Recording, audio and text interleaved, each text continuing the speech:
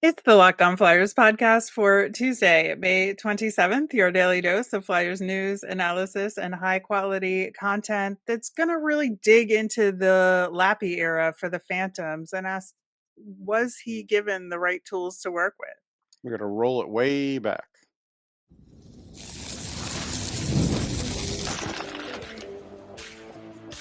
You're Locked On Flyers, your daily podcast on the Philadelphia Flyers. Part of the Locked On Podcast Network. Your team every day.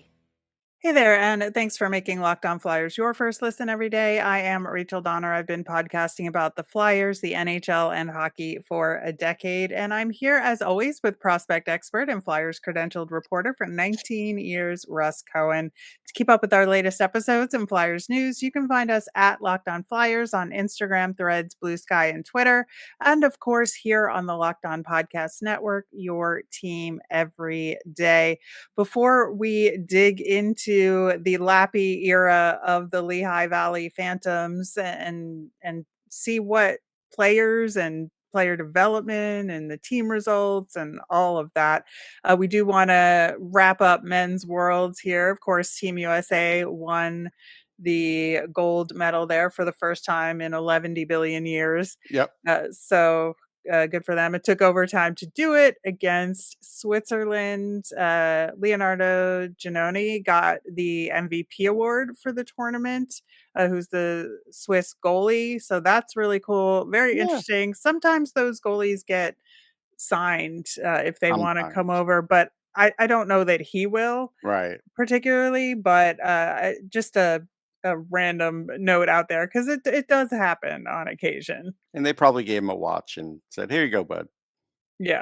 Yeah. But Sam Ersund and Team Sweden did, in fact, win the bronze medal in the tournament. And he finished the tournament with the fifth best save percentage at 934 and a third best 1.16 goals against average. And, he did get the more quote unquote favorable starts over Markstrom. So it kind of makes sense that he had better stats than Markstrom in the end. But still, you got to play the games, number one. And he did. And Urson did come in relief of Markstrom in the third period of the semifinal loss to Team USA. Urson had one goal against in that 20 minutes of play in that game. So I would say, again, we talked about it yesterday a little bit. We did. Generally very positive results and a good kind of capstone to put on this season for him going into the off season. Yeah, good way to end the season. I think he'll think positively about that. I think so. Denver Barkey had an assist in London's 3-1 win in game 2 for the Memorial Cup tournament. It's kind of looking like London's going to take this, but anything can happen They're at this going to take point. it. I think Moncton is obviously the team that has the shot, but we'll see Yeah. how things turn out there. But good to see Barkey is actually like healthy and Yeah, now that playing he's well. healthy, it's good. Yeah. That's the But most important thing, I think, for us as Flyers fans to be paying attention to in the Memorial Cup here. Turning our attention to Ian Laperriere as Phantom's head coach. And we thought it'd be important to kind of dig into the history here because I feel like, we've been, I would say, understanding, but a little negative on Lappy's results in Lehigh. And we have advocated for him to be replaced for multiple reasons, for team results and for player development. But we also need to ask the question, is it fair? Like, is that assessment fair? And so we're going to do that as we are in limbo land, waiting to see if he's going to have a further role with the organization. right. Good to kind of dig into this. Now, as we recall way back in 2018, Scott Gordon had been the Phantoms head coach way back then, but he got bumped up to the interim coach for the Flyers when Dave Yep. Hackstall was fired in December of 2018. And Scott Gordon got that chance because the Phantoms had won the division the year before and made it to the conference championships and the AHL playoffs. That's the best the team had done in a very long time. The Phantoms have not found success since they were the Philadelphia Phantoms. Like Right. their time in Adirondack was awful, Awful. and then they moved to Lehigh Valley and have had some moderately successful results, but Mm. mostly mid, Yeah. right? Yeah. So I think Scott Gordon's success was very noticeable at that time. Now, as we also recall, Scott Gordon didn't get the Flyers job. That went to Alain Vigneault. Gordon did, for some reason, take one for the team and go back to Lehigh Valley as the head coach there from 2019 to 2021. And I think, Scott Gordon, I think, had more success than Lappy did with Definitely. the Phantoms. I think he had some better players uh, on his rosters. But that being said, for him to then go back to the Phantoms job after not getting the Flyers job, I think was a little bit of a bitter pill to swallow. But he did it, and he did it generally well. No, he's a really good coach. He did it probably for the same reasons most guys do. He thought he would get an NHL job. He didn't, so then he left because it Mhm. was a dead end job. Right, and so that's where kind of history is a little bit Yes. repeating itself here because Lappy's kind of hit a ceiling. He's not gonna be the Phantoms coach next year because he couldn't take that step forward, and, as we've talked about, the word on the street is that he's gonna have some role in the organization, but I Right. also think that the organization is likely giving him a shot to maybe get a job somewhere else in the interim, and that at a certain point, they'll do him a solid and find a job for him back with the Flyers if he doesn't get what he wants out of it because Yeah, they have a it good seems that way. relationship. They do. It seems that way. I mean, you know, Ian seems like that guy they just kind of throw into different jobs, really. I mean, Right. he had to learn them all. And so, Right. he's always eager to do it. Right, and that's the thing is that he is definitely a team player, and Yes. he will do what's asked of him. He works hard, and he's trying to learn as much as he can, so that he can advance his coaching Mhm. career, and I think that's a good thing, but, then we kinda turn to his era here with the Phantoms, he got the job in June of 2021. So and at the same time, Kerry Huffman left the organization. He had been an assistant Yeah. coach with the Phantoms there, so it was kind of a clean slate in a lot of ways for Lappy when he got the job. And when you look at those results from the 4 seasons with Lappy as head coach, the first year, they did not qualify for the playoffs. The second year, they lost in the qualifying round, and then last year, they lost in the first round, and then this past year, they lost in the second round. So, I think, as we have said, solid but not remarkable in any way. Yeah. Like, there's some results there, but, like I said, the problem is that, and maybe incrementally it would be okay. But I think the Flyers are in more of a rush than that. Yeah, To get their young players up. And so I think because of that, that's why, they're looking for right. somebody who may be able to get guys going faster because that's not Ian's specialty. Right, and we're gonna dig into the individual players, Yeah. a little bit later, but I think just in evaluating team success at the AHL level, it is a very difficult thing to do because of the nature of Hmm. the AHL in terms of constantly changing rosters, who's available, who's not. I mean, everybody has to deal with injuries, but, dealing with call-ups, dealing with new players constantly being infused, especially late in the season, that's a very tall order to integrate those new players Sure. successfully And a at new the end front of the office, season. like, when Yeah. Danny and, that was all new too. So, and that affects, the Yeah. AHL club too.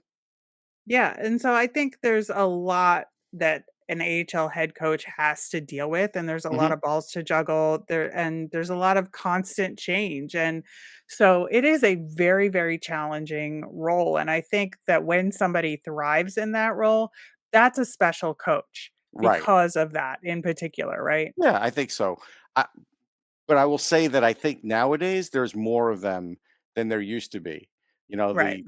the Paddocks used to come back every 5 years because there weren't enough, but now I think there are enough. And I think it's something that as the nature of player development in the NHL has changed, Yeah. coaches have learned to tailor their style and skills and figured out a way to manage this over the years. And I think that there are coaches who have done a better job of it than Lappy has done. But I don't necessarily think that Lappy has done a bad job either.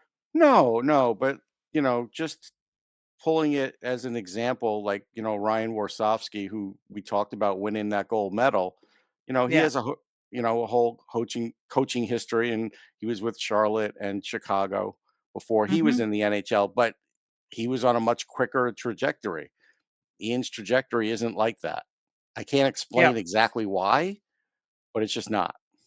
Yeah, so we've alluded to the question, like, is team success at the AHL level purely roster dependent or goalie dependent?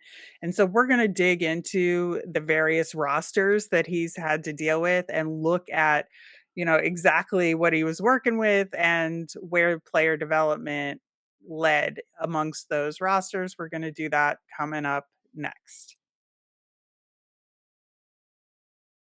Looking for a snack that's both delicious and nutritious? Crack into a good source of protein with Wonderful Pistachios. Wonderful Pistachios is one of the highest protein nuts, and each 1 ounce serving has 6 grams of protein, giving you over 10% of your daily value. And plus, they're packed with fiber and better for you unsaturated fats to help you feel full longer. And personally, I love the no shells variety because I'm lazy and do not want to take the time to shell them, but it's the perfect grab and go snack for my busy days and to have at my desk while I'm working. And like I said, I've been reloading on the sea salt and vinegar no shells variety because it is so addictive. I love them. It's so delicious and healthy too.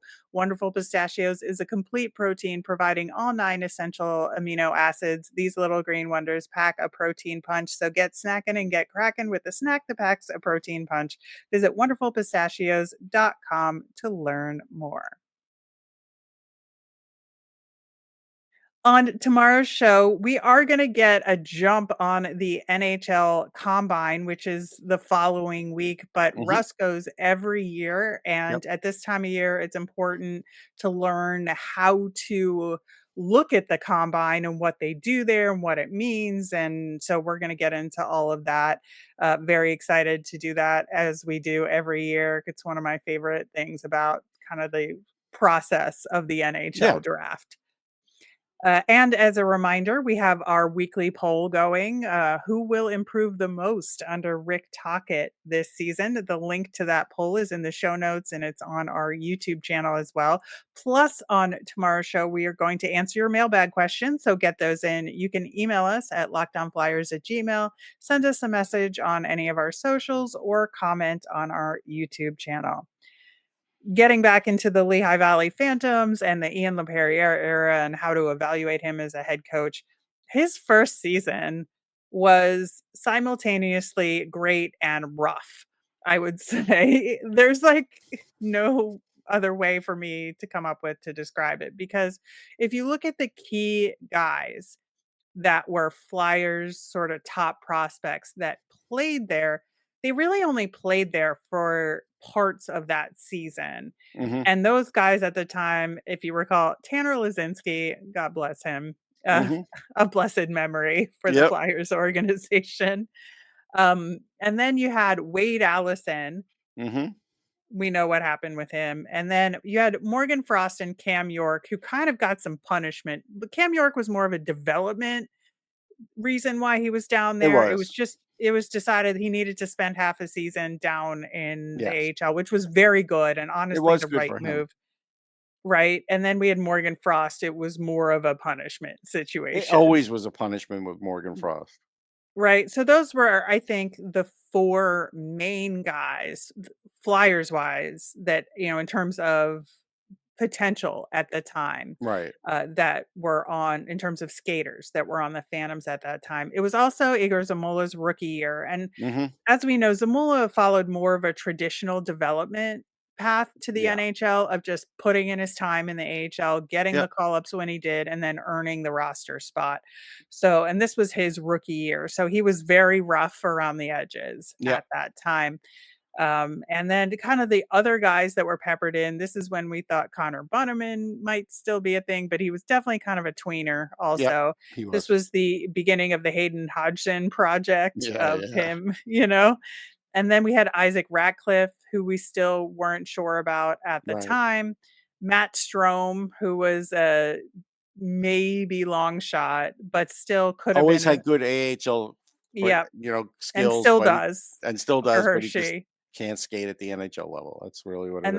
then, we had Wyatt Wiley as Right. well, who was a long shot, He but was. still, like, could have been something at the AHL level. And then we had Jackson Cates, Noah Yes. Cates' brother at the time. That was kind of the core Yeah. of the team that year. And so I think when you look at that up against, the results where they didn't make the playoffs that year, Which is like, understandable. but that's also his first year of coaching the Right. team, It all was right? acceptable at the time, but the only thing that we're gonna find is that on most of these seasons, there's always these tremendous ups and downs.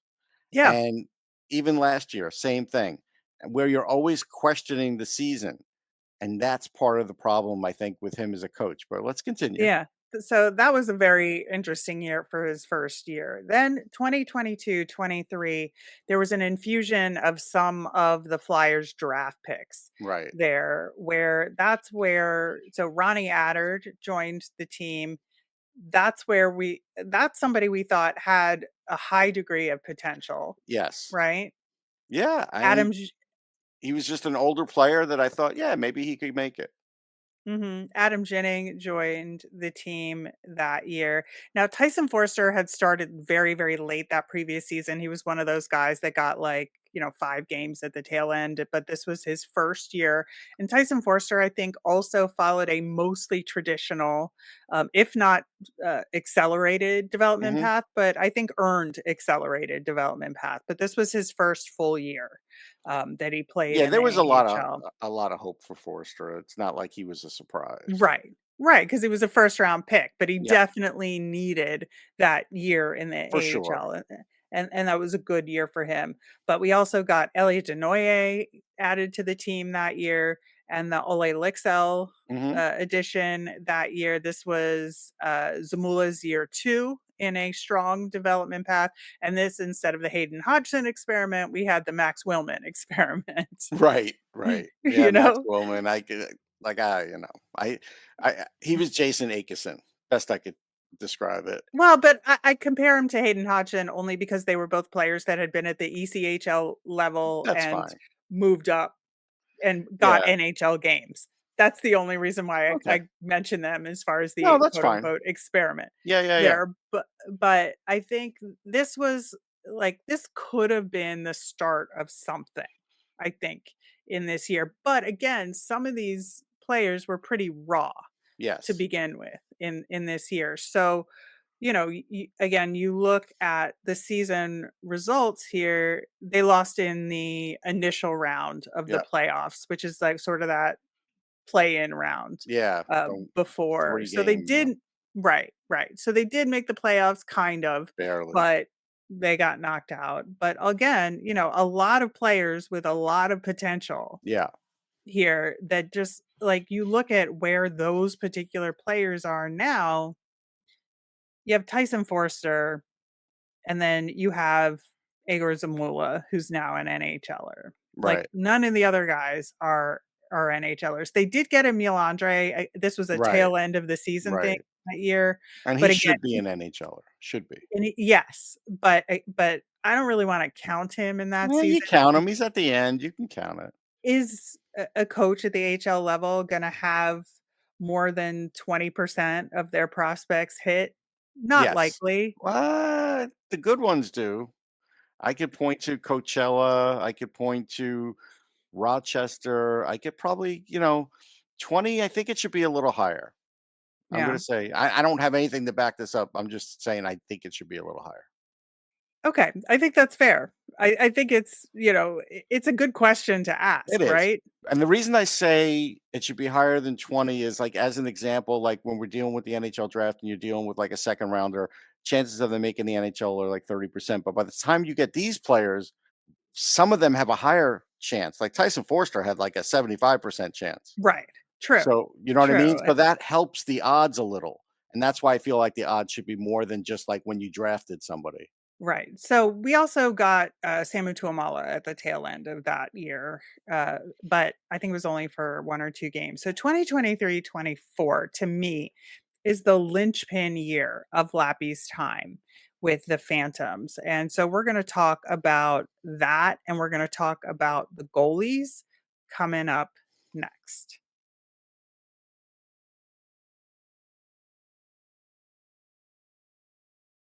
All right. So 2023-24, not this past season, but the season before. Right. That was Bobby Brink's rookie year. Right. That's Samu Tuamala's main development year because as we know this past year, he was just injured the whole time, Yeah. right?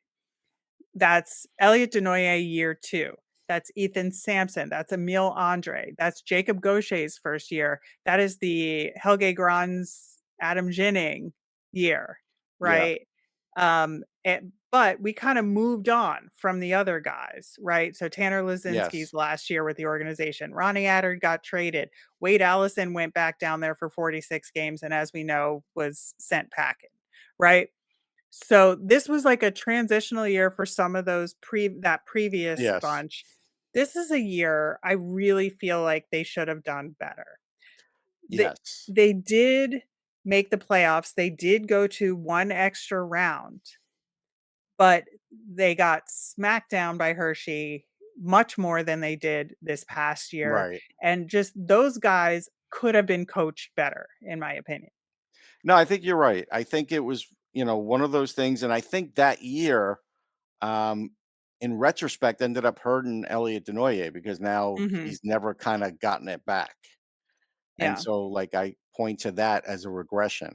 Like, if we start counting regressions, there's a few. Right, there is, and so, we've kinda talked about on the show this past year a lot, so, the upshot is could have done better, but again, there was some potential left on the floor, I would say. Yeah, I think that's fair. And again, I don't blame him for Tuamala because that's He on got him. hurt. Yeah, Yeah, he's always getting hurt. Like he was just this super high end swing that probably isn't going to work out. Like I'm pretty much at that yeah, point. I would agree, and so if you look at the sum total of Lappy's time, who progressed significantly and made it to the Flyers with success and stuck, you had Tyson Foerster, right? But he's like a top pick who Yeah, was more quote unquote guaranteed to make it regardless of who definitely. coached him in the AHL. You look at Morgan Frost, who basically played there as punishment. And Right. I don't know that it was helpful for him. And I don't know that Lappy helped him per se. I don't think so. Right. Then everybody else, you have Bobby Brink, who I think did learn stuff and I think earned his call up and earned the roster Yeah, spot I with think the I think there was Flyers. progression with him. Not a Yeah. ton, but some enough, like you said, to get the call up. And even today with Bobby Brink, it's like you're still wanting more. So Right. that's just the nature of Bobby Brink now. But I don't think that's Lappy dependent. I think Lappy did his job with Brink to a Mm, large degree, but I not mean, entirely. not entirely because his numbers are just like should have been much better. Honestly, they really, even though he did get called up, it is more a function of the organization needing him more than wow, you couldn't True. deny him being in the AHL because he's dominating. He never got to a point No, where he true. was even a top AHL player. That's That's true. where I'm at. Yeah. And I would say, Zamula, as we've talked about, I think just is a success story. He is. Absolutely. Absolutely. He's not obviously a top player, but he's a player development success He story. is. No, no doubt. I mean, he's an NHLer, he's a regular. So, yes. Yeah. And then Cam York, I would say Lehigh did what it needed to do for him to Yeah, get I him think to the any coach NHL. would have just he just needed Yeah. to play AHL reps. I Mhm. don't think it was the coach that got Correct. him he just needed to play AHL reps. He wasn't ready for the NHL. And even now, Cam's game is up and down still. Right. But I also think NHL coaching had a little bit to do with that. Yeah, some of it. I Some would of it. say I'll give you 60% of that. Yeah. Yeah. And then Emil Andre is obviously still a TBD, and Yes. but I do think Andre found some success in Lehigh Valley that did help him in. No help from Lappy though. No system. Correct. It He was was his just own he was work. doing his own thing. Like basically whatever he was taught overseas, he brought here. Yes. And he figured it And it out. was It just the seemed like he reps was and almost figuring it out on his own because it would always take him 4 or 5 games to kinda get acclimated, and then it'd be like, "Okay, I correct. got this." Yep. Yep. So that's kind of what we're looking at with skaters, which is not a high rate of success. It's not. And so I do think that Lappy could have done better with better players, which is a natural thing. But also, if you're doing your job as an AHL head coach, you're going to exceed expectations with some prospects. And I just don't know that he's done that. No, he definitely has not done that. Right. And I think the other question that we have to ask is his success goalie dependent? And how did that affect his chances at having overall team success? And I go back and forth with this because I do think that the Flyers goaltending drama had a negative effect on what was going on in I think Lehigh to a Valley. degree, but I think, you can't say, like, at the playoffs it did, or end of the season it did, because it was already Correct. obvious that Kolosov wasn't coming back. So I think at that point it Right. was over, but I do think it was rocky for a little while, yes. But I think there's more to it than the Kolosov situation. I think, Carter Hart had some injury problems. And so Felix Sandstrom, I think, got called up maybe when he wasn't Oh, ready yeah, a we're little still in the bit. year before, that's right. Yeah, yeah, yeah. Even going back to 2021, 22, I think, Felix Sandstrom was very good in Lehigh Valley, but got called up a Yeah, bunch when maybe he wasn't ready.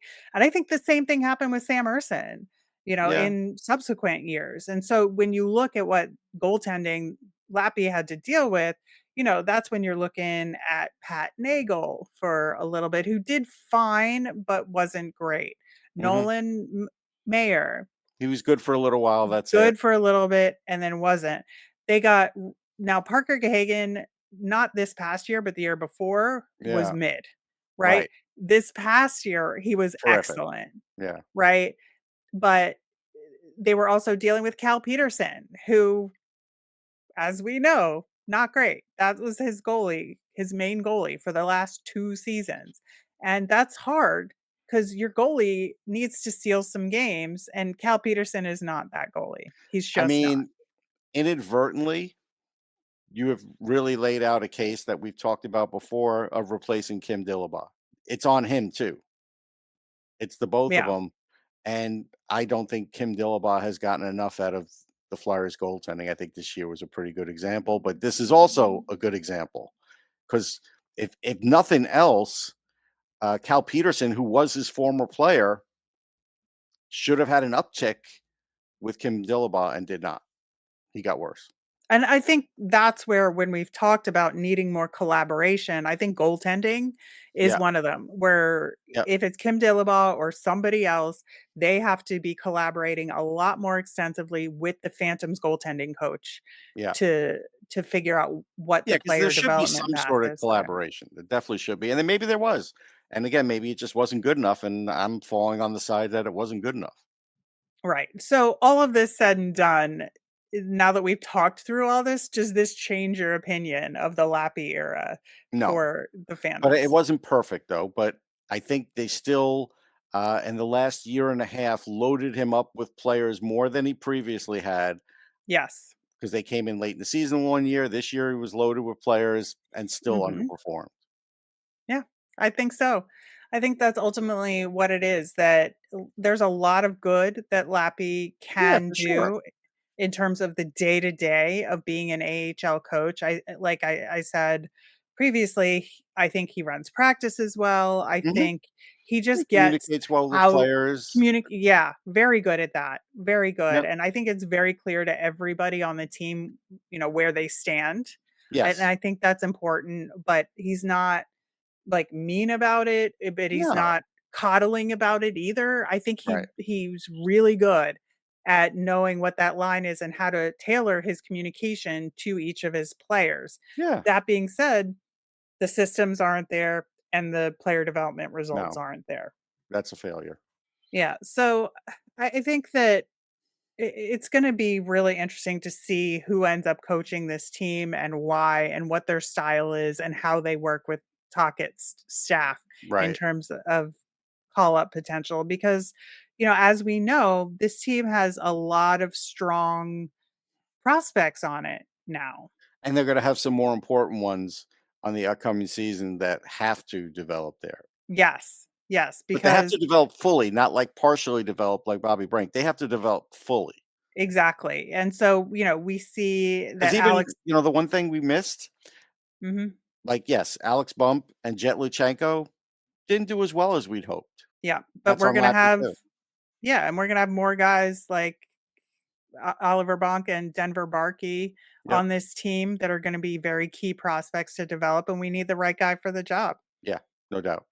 So, that is the Ian Laperriere era in Lehigh Valley, but hopefully we're on to some bigger and better things with that team and the prospects that'll be down there overall. That will do it for today's show. Thanks so much for listening and or watching on YouTube. We'll be back tomorrow to talk NHL Combine and answer your mailbag questions. So let us know what those questions are on any of our socials at Locked On Flyers. Email us at lockedonflyers@gmail or comment on our YouTube channel. I'm Rachel. I'm on Blue Sky and Twitter at rmiriam. That's RMIRIAM. I'm Russ. I'm at Sportsology on the same socials, SPORTSOLOGY. Thanks for making Locked On Flyers your first listen today. For your next listen, check out the all new Locked On NHL Game Night. It's every game, every night until that Stanley Cup is crowned. Get local analysis on a national scale. Find NHL Game Night on Locked On NHL on YouTube or wherever you listen to podcasts. Have a great day, everyone.